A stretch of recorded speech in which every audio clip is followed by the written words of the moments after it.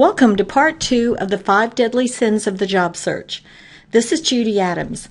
As a volunteer working with job seekers and now as a job search coach, I keep seeing job seekers making the same mistakes time and time again. So I have created this program to help job seekers stop making those mistakes that are hurting their job search. Whether you are a recent graduate or an experienced worker, whether you're unemployed, misemployed, or underemployed, you have to ask yourself, have I committed any of the 5 deadly sins of the job search?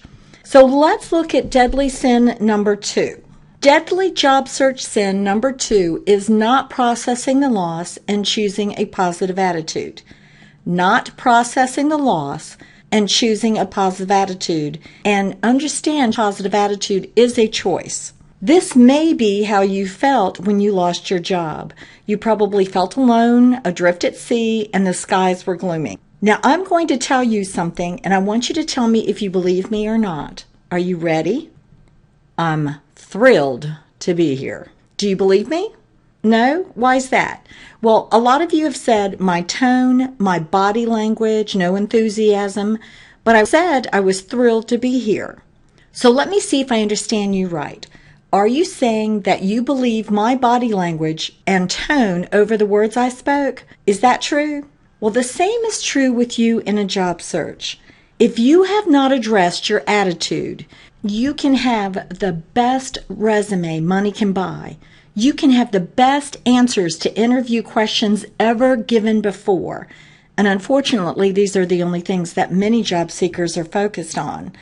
But if you have not chosen a good attitude, you may be showing lack of confidence or anger, and that will keep you from getting the job. In fact, I've talked to a lot of hiring managers and recruiters, and they've shared with me how otherwise winning candidates have come in with negative attitudes, and they are not going to hire anyone who does not have confidence in themselves or who is showing anger.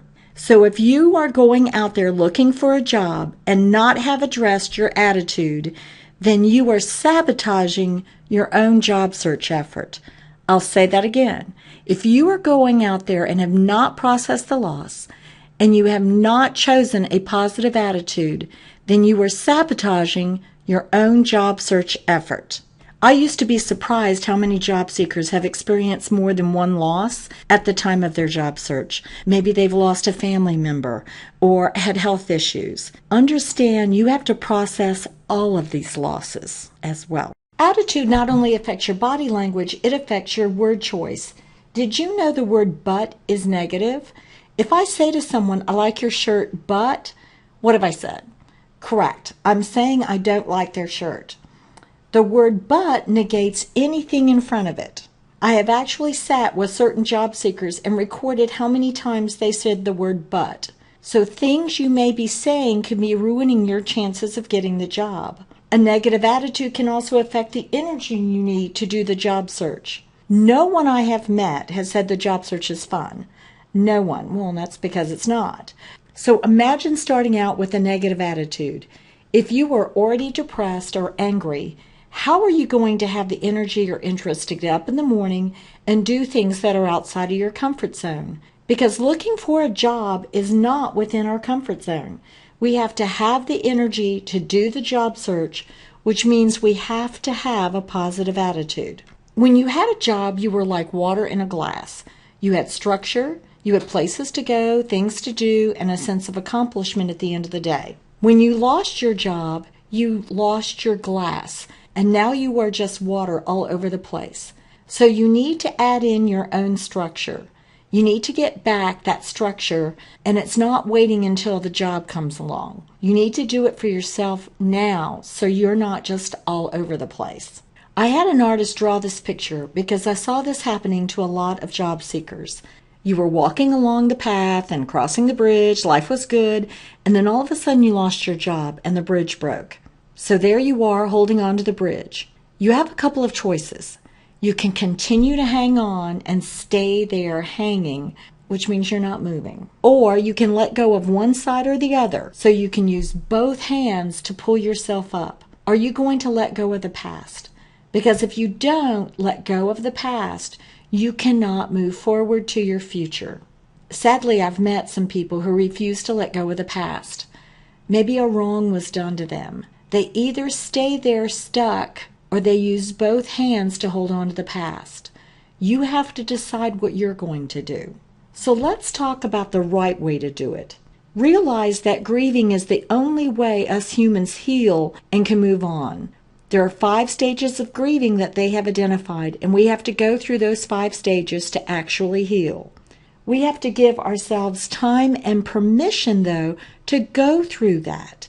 Sometimes we give ourselves time, but when we start to feel those feelings, whether sad or depressed or angry, we stop ourselves because we do not give ourselves permission to feel what we're feeling. So give yourself time and permission to process that loss and let go of the past. Let go of the past and choose a positive attitude. And understand it is a choice. Do something for yourself. You feel better if you do. Take classes. Go on the internet and search free training and whatever it is you want to learn. You will actually get millions of results.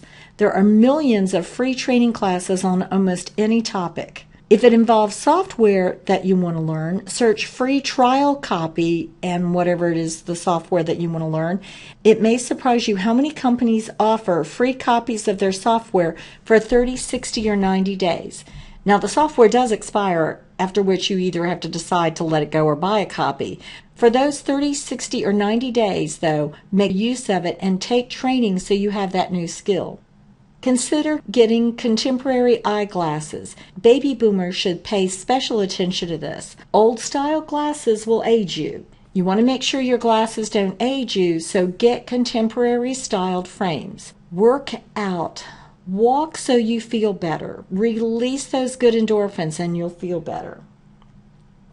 Maybe get a new interview attire.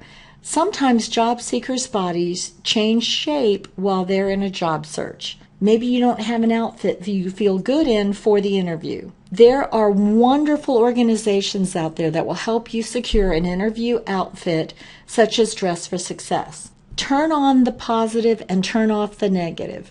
There are certain broadcasts on radio, certain TV shows that, boy, if you wanted to get depressed, those are the shows to watch or listen to. Even if you believe in what they're saying, they are not a ray of sunshine. So make sure whatever you are listening to, whatever you are watching, that it is positive. And that includes the people around you. Make sure they're positive. Because this is a rough enough time and you are already having a negative tape playing in your head. Maybe something someone said and you keep hitting the play button. What you need to do when you have those negative voices in your head, you need to hit eject. Eject that negative tape and surround yourself with uplifting things. Now, I like beach music. Whatever it is for you, turn it on and surround yourself with positive messages. Get at least 1 hour of sunshine a day. Do you know why I suggest that? We get vitamin D from sunshine, and vitamin D is a mood enhancer. Studies have reported that with people avoiding the sun to keep from getting skin cancer, that people are not getting enough vitamin D. If you feel your mood starting to slip, ask yourself, when's the last time I was outside? When I lived in Chicago, there was a hospital doing a study on seasonal affective disorder, or SAD. When people do not get enough sunshine, they would get depressed, eat more carbs, were more tired, and would sleep a lot more. If you live where there is not a lot of sunshine, there are full spectrum lights that you can get that serve that same purpose. Journal your journey, especially your blessings, the things that have happened for which you are grateful. Be sure to record at least one good thing each day. Every day, write down at least one good thing that happened to you. Then develop a plan. Put that structure back in your day. When you lay your head down at night, you will feel a sense of accomplishment. You will mark something off your list. Add the structure back, like that glass of water. So give yourself permission and process the loss. Let go of the past, add structure into your day, and choose a positive attitude. Now that you understand the new job market and accepted that it has changed, now that you have given yourself time and permission to process a loss and have chosen a positive attitude, Now let's go look at deadly sin number 3.